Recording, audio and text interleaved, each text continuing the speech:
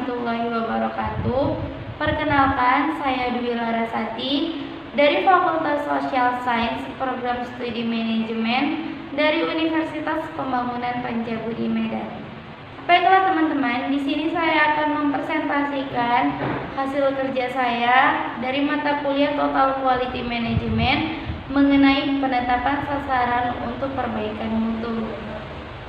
Apa itu sasaran mutu? Sasaran mutu itu adalah target mutu yang ingin dicapai oleh perusahaan yang sesuai dengan harapan pelanggan. Meskipun belum menerapkan ISO 9001, pada umumnya perusahaan sudah memiliki target yang biasa dibuat dalam bentuk target departemen. Misalnya target penjualan, target ketetapan pengiriman, target produksi, target reject, dan lainnya. Saat perusahaan ingin menerapkan ISO 9001, di mana dituntut untuk memiliki sasaran mutu. Target perusahaan bisa dijadikan sebagai sasaran mutu sehingga tidak terjadi duplikasi antara sasaran mutu dengan sasaran perusahaan. Contoh kasus yang saya ambil itu dari manufaktur atau pabrik. Apa produk yang dihasilkan? Apa fungsi utama dari produk tersebut? Berdasarkan identifikasi fungsi produk, kita bisa menetapkan sasaran mutu perusahaan. Penetapan sasaran mutu disesuaikan dengan harapan pelanggan pada segmentasi yang kita tuju. Contoh produk kita misalnya adalah kasur. Jika kita pelanggan, maka kenyamanan dari kasur tentu saja menjadi pertimbangan penting. Oleh karena itu, kenyamanan bisa menjadi tolak ukur mutu produk. Tugas kita berikutnya adalah menetapkan sasaran terukur mengenai standar kenyamanan. Penetapan standar ukur kenyamanan bisa kita lakukan dengan melalui suatu riset kecil ke pelanggan pada segmentasi yang kita tuju. Misalnya, kita membuat 5 kasur dengan jenis ukuran kekerasan yang berbeda. Kekerasan 4 sangat lunak, 5 agak lunak, 6 sedang, 7 keras, dan 8 sangat keras. Kasur yang paling banyak dipilih adalah kasur yang mungkin menjadi standar ukur kenyamanan produk kita.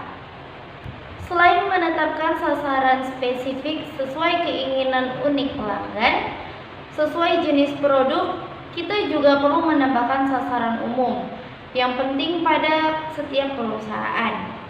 Yang pertama, sasaran ketepatan waktu pengiriman atau ketepatan waktu pengerjaan. Yang kedua, sasaran customer claim. Yang ketiga, sasaran nilai tingkat kepuasan pelanggan. Setelah kita memastikan bahwa sasaran perusahaan sudah mencakup harapan penting pelanggan, maka kita bisa menjadikan sasaran perusahaan tersebut menjadi sasaran mutu. Dengan sasaran perusahaan dan sasaran mutu yang sama, maka manajemen review juga bisa disatukan dengan meeting pencapaian performa atau business plan meeting perusahaan. Dengan cara ini, ISO 9001 akan berjalan secara natural, tidak dirasakan sebagai beban. Dukungan manajemen pun akan secara otomatis terbentuk karena manajemen pastinya akan sangat peduli terhadap sasaran perusahaan. Untuk memudahkan penyusunan sasaran mutu, perusahaan harus membuat satu acuan dengan prinsip SMART. Yang pertama, spesifik. Target yang ditentukan haruslah spesifik.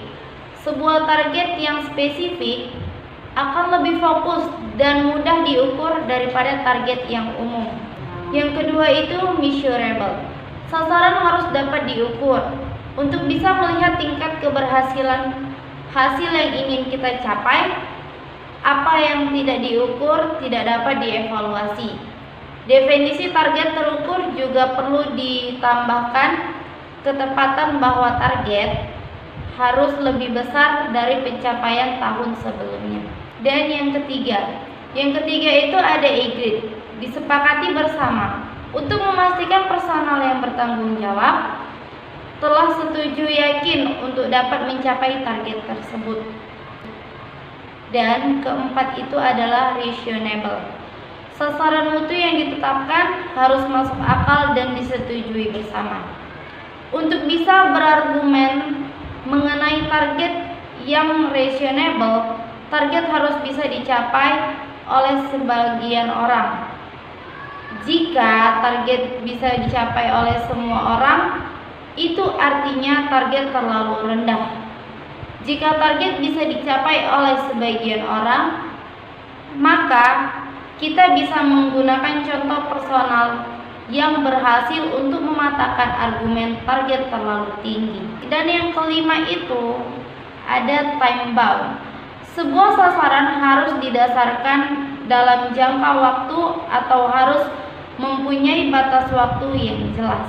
Dan kita masuk ke sasaran mutu.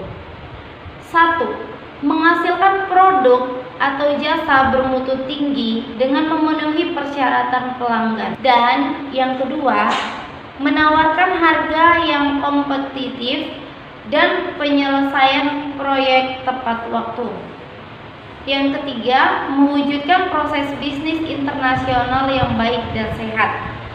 Dan yang keempat itu adalah perbaikan secara terus-menerus, baik sistem maupun proses.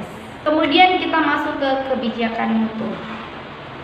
Yang pertama, menghasilkan produk atau jasa bermutu tinggi dengan memenuhi persyaratan pelanggan secara konsisten.